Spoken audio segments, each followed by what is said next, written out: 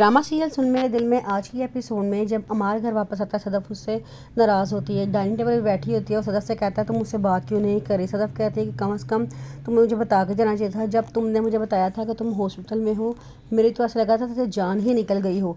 आगे से अमार कहता है कि अच्छा क्या वाकई ही। वो कहती है कि हाँ, और मैं तुम्हें फ़ोन भी किया, कॉल्स भी किए, ना तुम फ़ोन उठाते हो ना कॉल का जवाब देते हो। आगे से वो कहता है कि तुम मुझे एक्सप्लेनेशन का टाइम दो, लेकिन वो कुछ बोलने लगता है तो सदफ को बड़ा गुस्सा आता है। वो कहती है कि बस बहस पे बहस करते जा रहे हो, बड़ा तुम मुझे एक दफ़ा कह दो सॉरी गलती हो गई है। ये कह के वो गुस्से में अपने कमरे में चल जाती है और वहाँ जाके सो जाती, लेट जाती है आंखें बंद करके। अमार पीछे से आता है, उससे कहता है सॉरी मुझसे गलती हो गई है, लेकिन वो किसी भी सूरत में मानने को तैयार नहीं होती और कहती कि तुम सच भी बोलते हो तो मुझे लगता है तुम झूठ बोल रहे हो।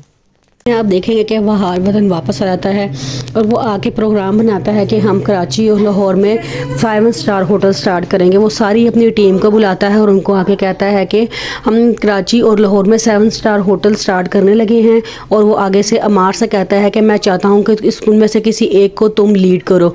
अमार कहता है कि आपका बहुत शुक्रिया, आपने मुझ पर एतबार किया है, इंशाल्लाह मैं आपकी उम्मीदों पर पूरा उतरूँगा।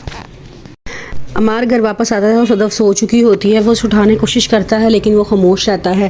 सदफ दिल में सोचती है कि तुम्हें डर लग रहा है, अगर तुम मुझे सच बताने की कोशिश करोगे तो मैं गुस्सा हो जाऊंगी। ये कह के वो उठती नहीं है और अमार भी सो जाता है। सुबह उठता है, नाश्ते के टाइम वो उसे कुछ समझाने की कोशिश करता है लेकिन सदफ उसकी बात नहीं सुनती और कहती है कि भाड़ में जाओ तुम। दानिया अमार से कहती है कि तुम छोड़ दो सदफ को, कमीनी तुम्हारे हाथ पहले नहीं आती थी, अब तुम्हारे हाथ आ गई है, तुमने उसके साथ ज़िंदगी जी ली है, अब मूव ऑन, आगे बढ़ जाओ, उसको छोड़ दो और आगे की तलाश में निकलो। अमार सदफ को बताने की कोशिश करता है कि दानिया वापस आ गई है और वो मुझे ट्रैप कर रही है। तो आगे से सदफ कहती है कि तुम कुछ बताने की कोशिश करते हो ना तो मुझे ऐसे लगता है कि तुम झूठ बोल रहे हो। अमार हमशा से मिलने के लिए आता है तो हमशा कहती है कि मैं कोई ऐसी वैसी लड़की नहीं हूँ, ख़त का मजमून देख के पहचान लेती हूँ कि लिफाफे में क्या है। दानिया कहती है कि मैं प्यार को जानती हूँ, अगर उसके नाम पे हाँ ना करूँ तो ना भी नहीं करती, चुप रहती हूँ बिल्कुल। सदफ हमशा के पास जाती है और उसे जाके सारी बातें बताती है कि वो दानिया से मिलना शुरू हो गया है।